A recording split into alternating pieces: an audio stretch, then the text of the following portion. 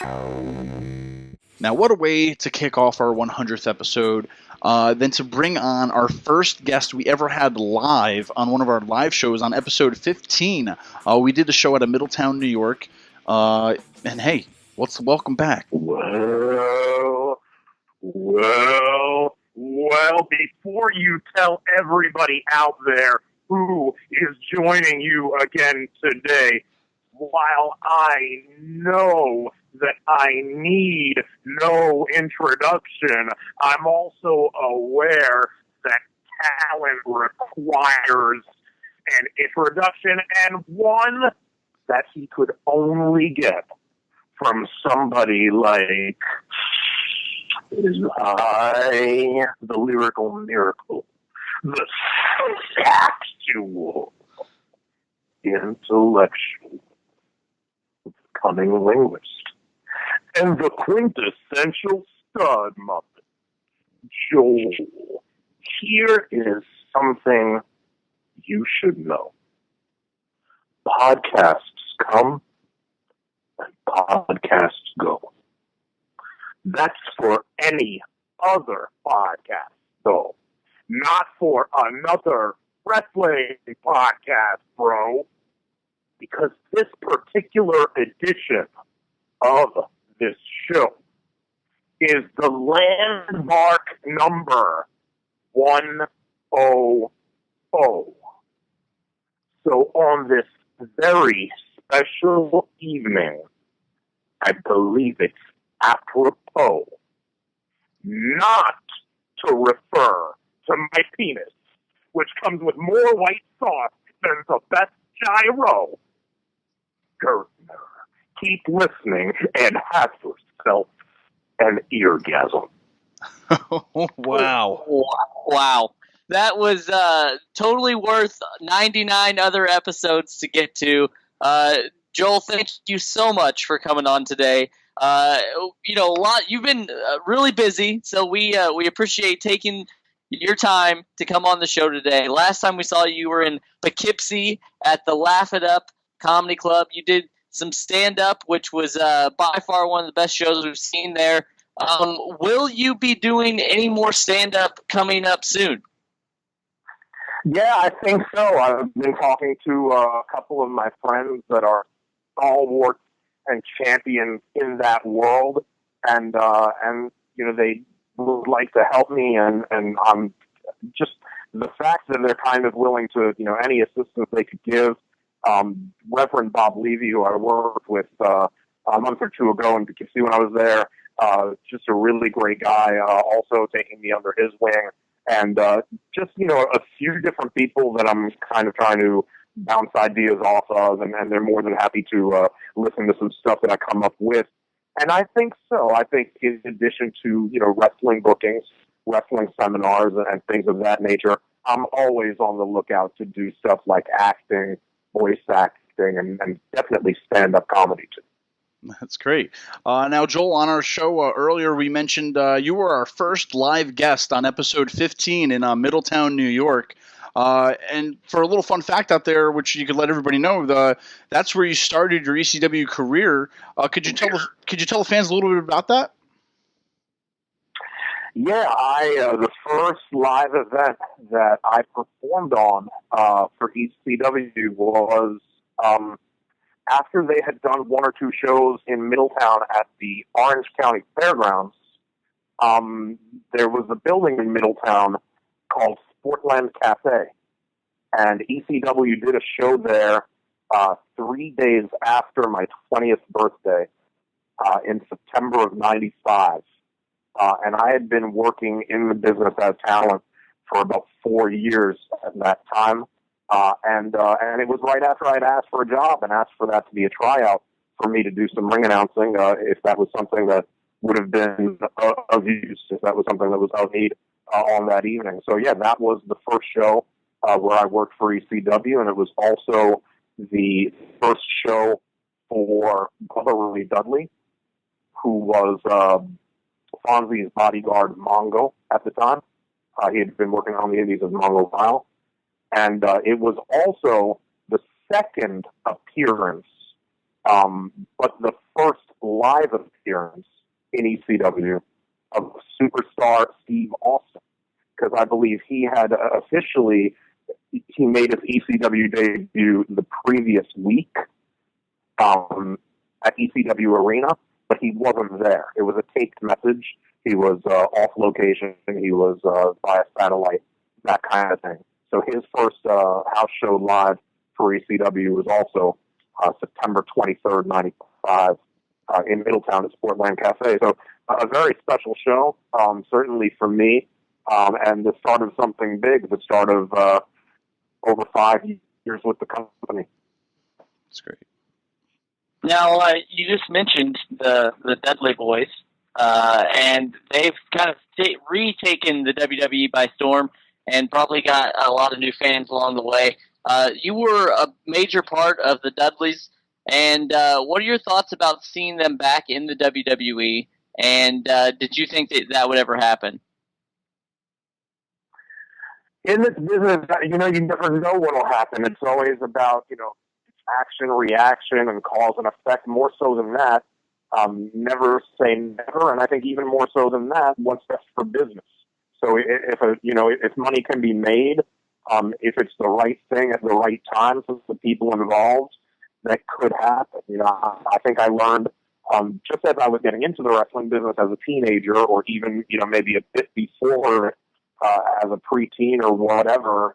I remember seeing Jerry Lawler come in from Memphis to work in WWF. And I remember, Sergeant Slaughter was back.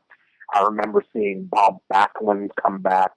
All of these people that at the time, fans who were having, relatively smart discussions with each other, these were names, that people thought would never be seen again on camera in WWF.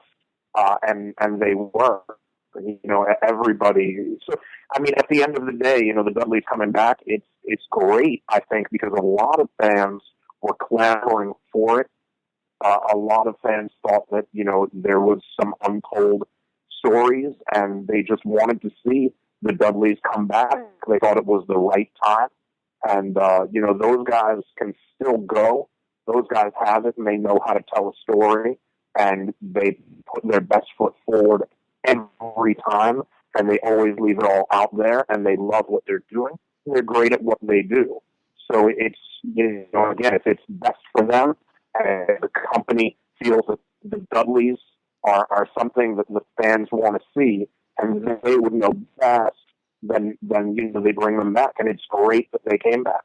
I was there in Brooklyn the night they came back. It was a surprise even to me, and the reaction in the building was unbelievable. So, I know the Blu-ray that's coming out next month. I know very limited. I know the match lineup and stuff like that. I was up in Stamford, and they talked with me for the Blu-ray. I haven't seen the stuff from the other guys that they spoke with, but I can only imagine. I know the vibe was great that day up there, and I know it's definitely a long time in coming, that the story, the entire Dudley saga, and just their whole career journey. I think it's definitely, high time that the fans have a set that they can just have as a keepsake and kind of a capsule of all things Dudley. And I know, the stuff that, it was a lot of backstory, a lot of history, a lot of kind of inside baseball is what I was putting out there. So, I'm sure the other guys that were talked with, I think it was Tommy, Taz, Joey Styles. I think all in all, obviously the matches are going to be entertaining. And when you look at the lineup, that's reason enough, I think, to get the Dudley's Blu-ray. But all of the kind of behind the scenes stuff and all of the really, the kind of documentary of it all, I think is going to be fascinating, both to people who kind of know it already, and are happy to be learning more about what they already know, and definitely also to people who are newer to the Dudleys. All right. Now, Joel, you have probably one of the best voices in the business. What did you do before wrestling? Because I'm sure a lot of fans out there would guess perhaps maybe radio. Is that something you kind of fell into or no? Yeah, I have done radio. I did radio during my college years. When I was up at Cornell and I was up in Ithaca, there was an off-campus radio station, so it wasn't actually tied in with Cornell. It was an Ithaca, New York radio station. It was an NBC News Radio affiliate, WVBR 93.5. And I was there, I worked there for just about the entire 3 years that I was up at Cornell before I left school to go with ECW full time. And that was just a great station to be able to start from the beginning, and all of the equipment was completely antiquated. So, believe it or not, that's a good thing, because if you can learn how to edit, reel to reel, where you're literally taking a razor blade and you're splicing tape at exactly the right moment, and then using a different kind of tape to tape over the two pieces of tape. I mean, it's so arcane. But then, when you get around to learning digital stuff, Final Cut Pro and everything else that's out there, it makes it so much easier. But we had a great lineage of people that had come through either Cornell or Ithaca College that had worked at WVBR, and it was a blast. Keith Olbermann, who eventually, he was on SportsCenter with Dan Patrick regularly at the time that I was up there, going back 20 years or so. But of course, since then, he's gone on to, CNN and MSNBC and everything else. But he was actually a few years, definitely 15 years or so, 20, however many. He was sports director at that same station at the time that George Seifert, former 49ers head coach, was Cornell head coach. So he was a sports director there, and then, however many years later, I got to be sports director at the station. Got to host the weekly call-in talk show. But the whole thing was a blast, and it was just a great way to get my feet wet in broadcasting. Great. Now, obviously, you just mentioned that you still do a lot with the world of professional wrestling. Even though you're active in wrestling today, do you still spend a lot of time watching professional wrestling? I sure do. Yeah, I love it. I'll always love it. And yeah, I'm blessed to have, enough spare time, maybe just enough spare time, that I can try to keep a handle on, pretty much, I don't get to watch everything that's out there and available now, every week. Sometimes I find there's, a bit of a backlog that happens, which is, that's a great thing. I'm not going to, for the business, for the fans, it's a great thing. There's a lot of choice out there, and good choice, quality choice. There were other times where, in any given market or even nationally, there might have been 3, 4, 5 choices of what to watch, but choices number 3, 4, and 5, weren't anything at any given time that a lot of people would gravitate towards. But now, when you've got just all the international stuff, like, there's Lucha Underground, and then if you have access, there's New Japan, and I mean, it's amazing all of the wrestling that's out there right now, and it doesn't, it's not, there's no oversaturation. I don't think. I think people are so used to just being able to consume whatever they can and binge watch, and just, it's just, with the network now too. I mean, thankfully, there's no oversaturation. There's a lot of wrestling out there, and it's a lot of good wrestling. So in a sense, I've been following wrestling for about 30 years now, and this is a different time, I think, from any other time that there's ever been, and in a good way. I think it's good for the business. Great. Now, we're just another wrestling podcast, but Joel, you also host your own podcast. If you could let the world out there know a little bit about what you do too. Yeah, I've had a podcast called the 69-Minute Eargasm, and it is, my co-host is Joel Gertner. He was for about 1.5 weeks, maybe a little bit longer than that, in 1982. He was kind of a big deal in like 3 zip codes in Pennsylvania. He was actually 1982 Enhancement Talent of the Year. And he and I and our producer, Luna Lynn, we have some of the greatest guests that you'll ever want to listen to for 69 minutes, give or take. We've been blessed, really, and we've had great interviews so far with people like One Man Gang, Vince Russo, Exotic Adrian Street. Our debut interview was with Judah Friedlander.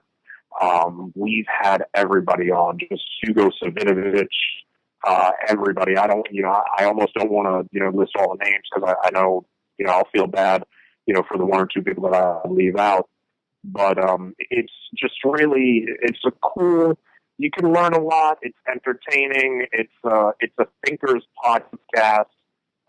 There's a lot of wrestling theory. There's a lot of wrestling philosophy and psychology, and it's just, in between all the ha-ha and the gaga and me throwing out a dick joke every now and again, if you listen carefully, you'll actually be edified as you are entertained. And so that's the point of that. But it's a pretty cool deal. We've done about a dozen of them so far. And free download through iTunes, Stitcher, Pod Directory, that kind of thing. So you can find it in a few different places. But yeah, it's been a lot of fun so far. That's great. Joel, I mean, it was a nice little trip down memory lane because, through the past 2 years on our show, we had the pleasure of working with you at a live show, seeing you do comedy live, and, even talking to you here today. We thank you so much for stopping by. And once again, for the fans out there on social media, where can they keep up with you today? Sure. Social media, if you're on Facebook, my personal page, sometimes it's maxed out. Sometimes I have the ability to put 1 or 2 people through a day. So it's facebook.com/MXW Joel Gertner. If you can't get into that page, my fan page is facebook.com/The Real QSM Joel Gertner, QSM standing for Quintessential Stud Muffin. On Twitter, I am MXW Wrestling. And on Instagram, I am Quintessential Stud Muffin. That's great, Joel. Thanks once again, man. Really appreciate it. Guys, congratulations on 100.